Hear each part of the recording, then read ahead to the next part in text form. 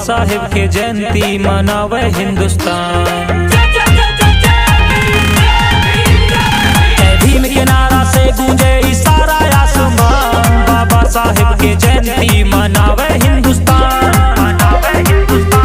251 पन्ना से सारा हिंदुस्तान चले, ई धरती हमरे पुरखन के भारत में बस संविधान चले।